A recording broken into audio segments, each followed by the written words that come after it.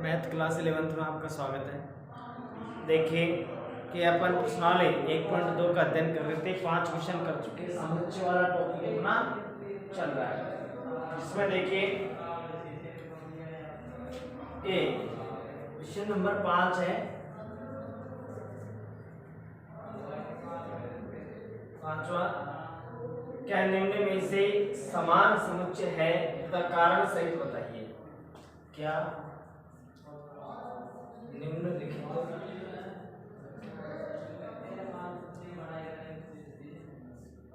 निम्नलिखित समुच्चय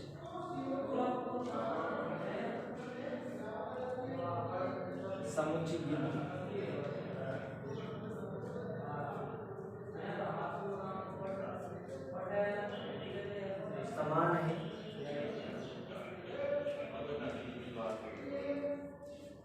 कारण सहित बताइए।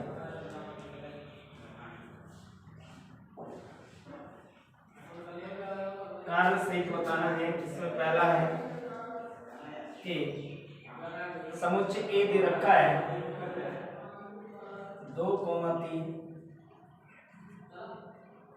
बी जो समुच्चय है x such that x समीकरण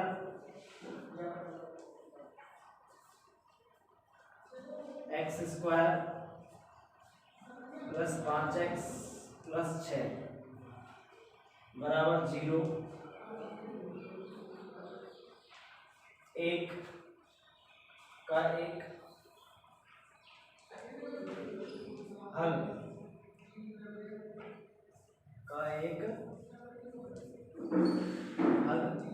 है। ये समुच्चय बी दे रखा है। आपको इसमें बताना है कि ये समान है या नहीं। ये रोस्टर रूप में लिखा हुआ है, ये समीकरण के रूप में लिखा हुआ है। अपन इस समुच्चय बी को थोड़ा सा हल करेंगे। जो दिया है समुच्चय ए,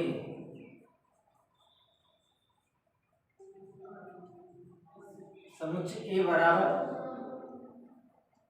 2,3 समुच्चय बी, बी बराबर आपको दे रखा है x such that x समीकरण x² + 5x + 6 बराबर 0 का एक हल है।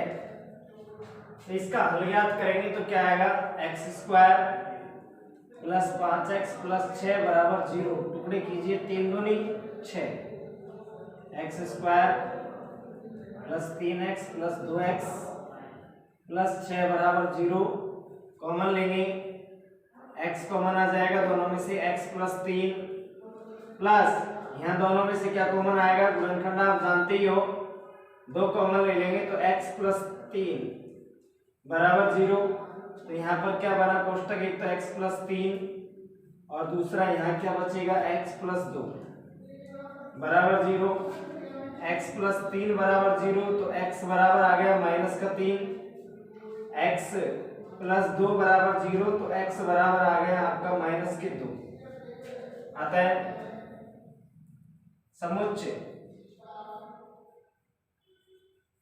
ए, समुच्चय बी क्या आ जाएगा, -3, -2। अब देखिए कि यहाँ समुच्चय ए को और समुच्चय बी को देखिए, तो लेते हैं यहाँ समुच्चय ए नॉट इक्वल टू समुच्चय बी है। दोनों समुच्चय समान नहीं है। तो आपने समुच्चय ए रोस्टर रूप में दे रखा था, उस रोस्टर रूप के समीकरणों में तो है, और समुच्चय बी को अपन ने देखा समीकरण है और समीकरण का एक हल लेना है। समीकरण का क्या लेना है, एक हल लेना है अपन को। समीकरण का एक हल लेना है तो समीकरण का एक हल लेंगे। समीकरण को हल कर लिया अपन ने, इसके द्विघात समीकरण है तो गुणनखंड करने पड़ेंगे। तो 5 के टुकड़े करेंगे, 3 दूनी 6, तो जोड़ेंगे तो 5x हो गए, गुणा करेंगे तो 6x² आ जाएगा। यहाँ से दोनों में से कॉमन लिया तो बाहर क्या आ जाएगा x, तो यह क्या बचा x, यह क्या बचेगा 3 प्लस इन दोनों में से क्या कॉमन आ सकता है, तो 2 कॉमन ले लेंगे। 2 कॉमन ले लिया तो यहाँ क्या बचेगा x, यहाँ क्या बचेगा 3। ये देखिए ये कोष्टक और ये कोष्टक समान है, इसको बाहर लिख देंगे तो बचेगा क्या x प्लस 3। एक बार इसको शून्य के बराबर, एक बार इसको शून्य के बराबर, इसको शून्य के बराबर रखेंगे तो x बराबर -3, इसको शून्य के बराबर रखेंगे तो x बराबर -2। तो समुच्चय b का मान है -3 और -2। आपको पता है कि ये समुच्चय b है और ये समुच्चय a है, तो दोनों नॉट इक्वल टू है।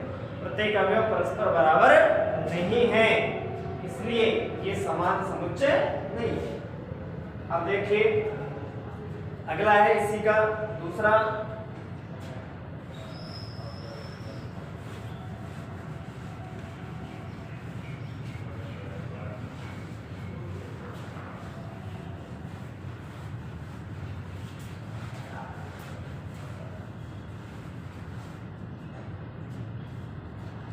देखो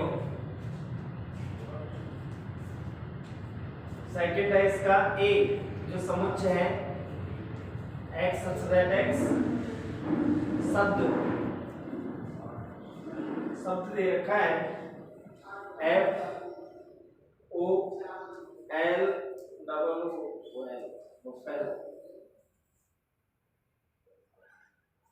का एक अक्षर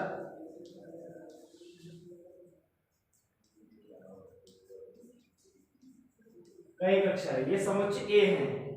समुच्चय b दे रखा है x y such that y शब्द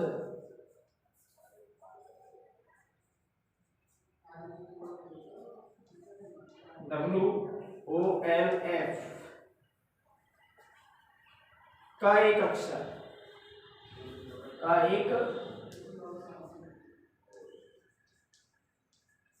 है। ठीक है, दोनों स्थितियों में एक अक्षर लेना है आपको। ये शब्द है x such that x शब्द ये दे रखा है समुच्चय a। ये समुच्चय निर्माण के रूप में दे रखे हैं। अपन इनको हल कर रहे हैं तो क्या आएगा, देखिए कि a जो समुच्चय है रोस्टर रूप में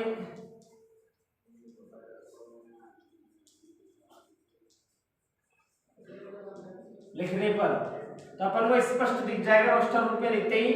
तो f लिखेंगे comma o comma l comma, अब l को वापस लिखने की कोई आवश्यकता नहीं है, o को भी नहीं लिखेंगे वापस, और w। यह आपका समुच्चय a है। समुच्चय b क्या होगा, एक अक्षर को एक बार लिखना है w o l f, दोनों में मिलाइए कि f यहाँ पर भी f इसमें भी है, o यहाँ पर भी, o वहां पर भी है, l यहाँ भी है, l यहाँ पर भी है, w यहाँ है, w यहाँ पर भी है। तो दोनों समुच्चयों में समान अवयव हैं, अतः प्रत्येक अवयव समान है। तो लिख देंगे यहाँ अतः समुच्चय a बराबर b है। ध्यान रखना चाहते लिखते हैं क्योंकि प्रत्येक अवयव दोनों समुच्चय में प्रत्येक अवयव क्या है, समान है। तो अपन ने इसको हल कर लिया, दोनों अवयव अपन को समान प्राप्त हुए। तो ये आपको हल करना था, पूछ रहा था कि इसमें समान अवयव है, प्रत्येक अवयव समान है। ठीक है, अगला देखिए क्वेश्चन नंबर है 5वां, छठा क्वेश्चन है। कारण बताना चाहते तो लिख देंगे क्योंकि प्रत्येक अवयव समान है, क्योंकि समुच्चय A का प्रत्येक अवयव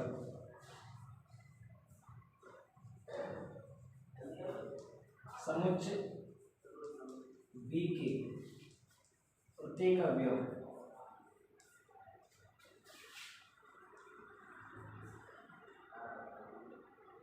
के समान है।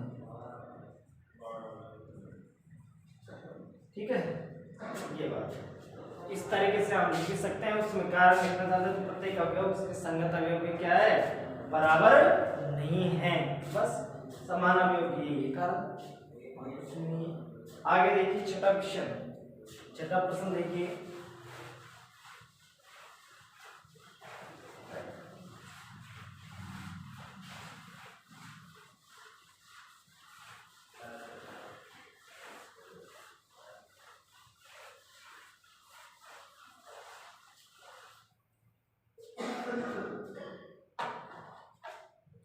क्वेश्चन नंबर 6 है,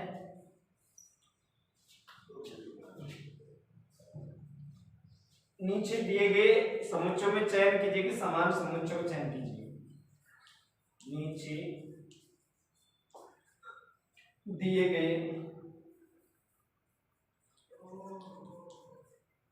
हुए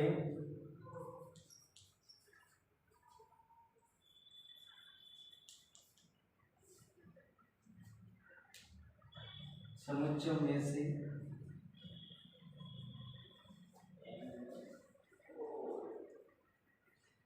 समान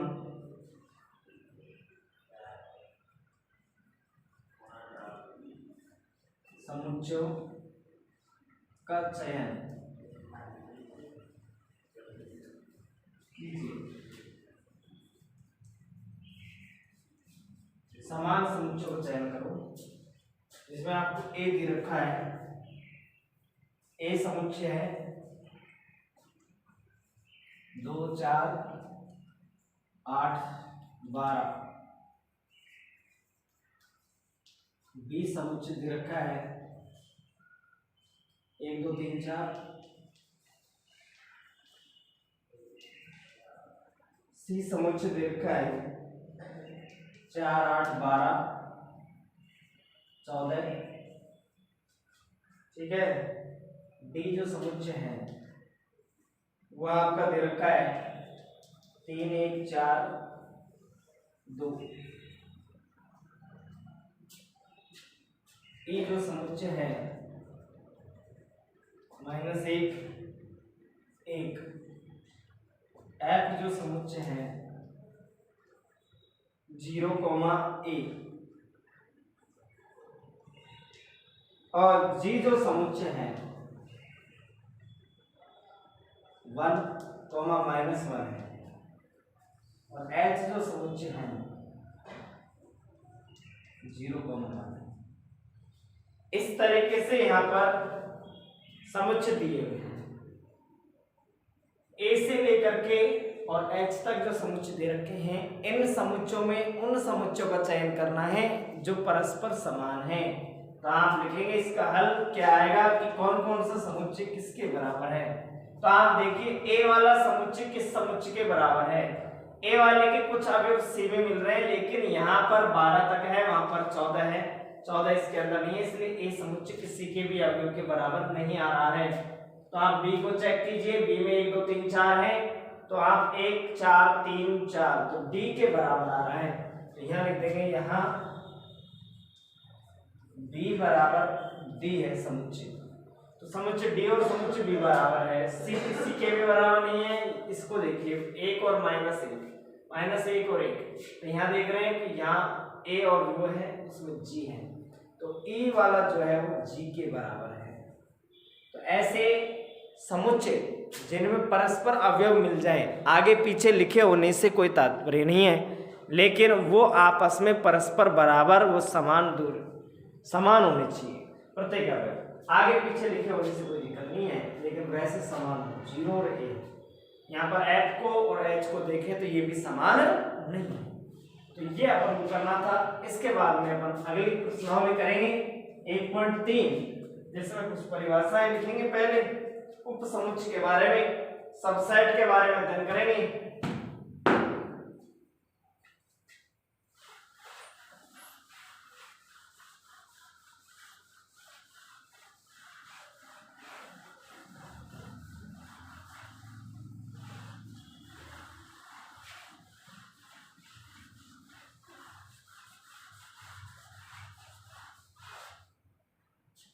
तो देखिए उप समुच्चय की परिभाषा लिखेंगे।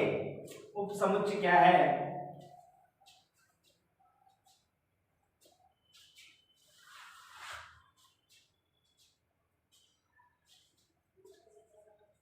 उप समुच्चय, इसको इंग्लिश में सबसेट, SUBES, सबसेट्स।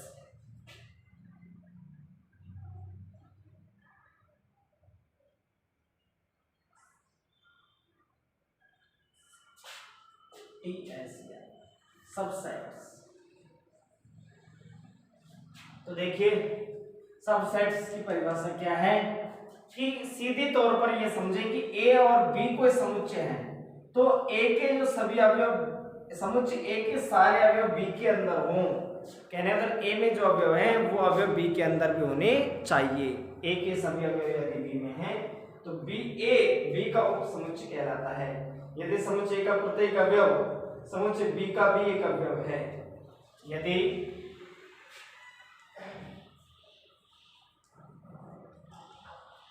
समुच्चय ए का प्रत्येक अवयव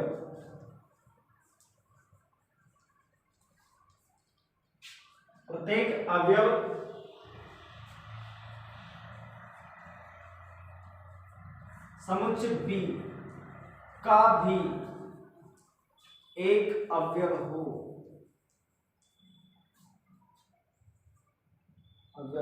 हो तो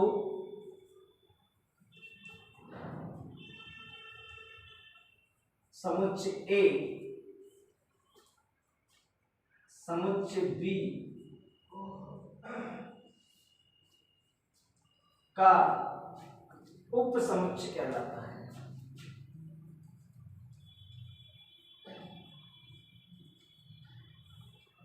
उपसमुच्चय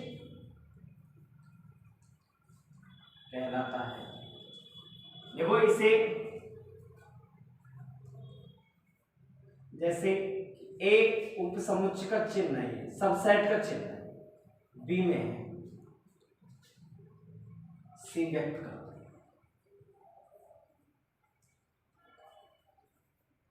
ठीक है, तो ए के सभी अवयव किसके अंदर और बी के अंदर उपस्थित हो। तो ऐसी स्थिति में और इसको इस तरीके से लिख सकते हैं कि ए उपसमुच्चय बी यदि उपसमुच्चय होगा, कब होगा उपसमुच्चय? यदि a belongs to x belongs to a implies x belongs to b। x जो अवयव है वो a के अंदर है और वही अवयव किसके अंदर होना चाहिए? b के अंदर होना चाहिए। तो ऐसी स्थिति में समुच्चय a समुच्चय b का क्या कहलाता है? उपसमुच्चय कहलाता है। ठीक है, ये आपके उपसमुच्चय की परिभाषा है। इसके बाद में देखिए कि अंतराल इंटरवल अंतराल की बात करें तो अंतराल भी दो तीन तरीके से होते हैं। इंटरवल होता है कि वहां से वहां तक की संख्याओं को अपन उसमें लेना है। तो कहां से कहां तक की संख्याओं को अपन ले रहे हैं, चयन कर रहे हैं। तो इसमें पहला है कि खुला अंतराल। खुला अंतराल यदि ए और बी दो संख्याएं हैं तथा ए लेस देन बी हो, तब x such that x इस प्रकार से है कि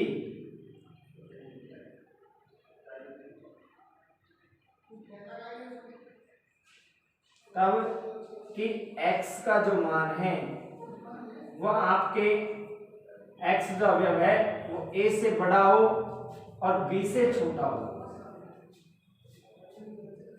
कि इस तरीके से x such that x समुच्चय का a का अवयव इस प्रकार से हो कि a से बड़ा और b से छोटा हो, या फिर इसको ऐसे छोटे ब्रैकेट में a, b से व्यक्त कर।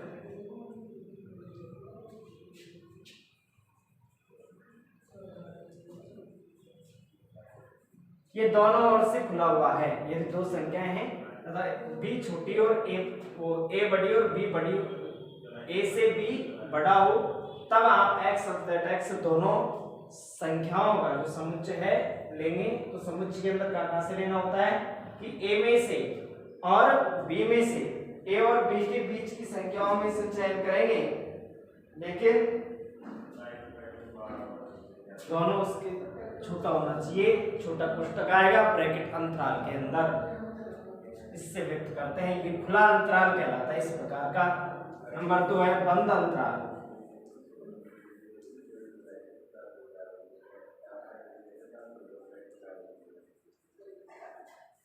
बंद अंतराल यदि ए और बी दो वास्तविक संख्याएं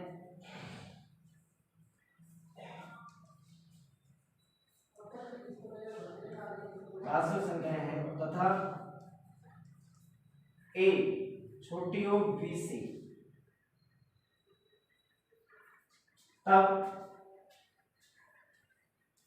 इसको अपन चित्र से समझ सकते हैं। चित्र में क्या होता है कि कोई संख्या रेखा है, इसमें ए भी शामिल नहीं है और बी भी शामिल नहीं है, केवल मध्य मध्य की संख्या है। ये ए बिंदु है और ये बी बिंदु।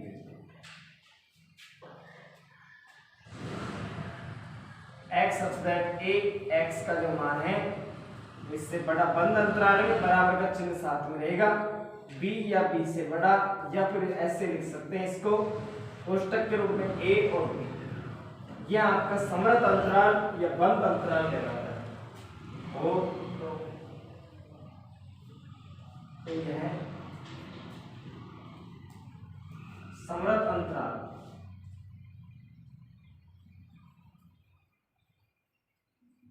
समृद्ध अंतराल या बंद अंतराल कहलाता है।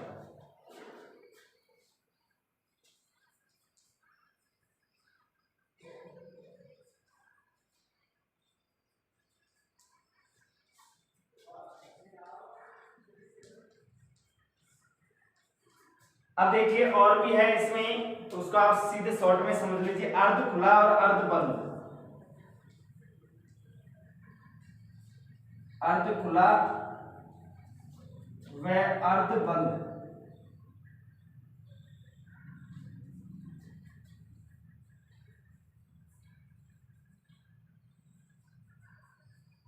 अंतराल अर्ध विवृत और अर्ध समृद्ध। उसमें बाएं तरफ से खुला, दाएं तरफ से बंद, दाएं तरफ से खुला, बाएं तरफ से बंद। कई प्रकार होते हैं।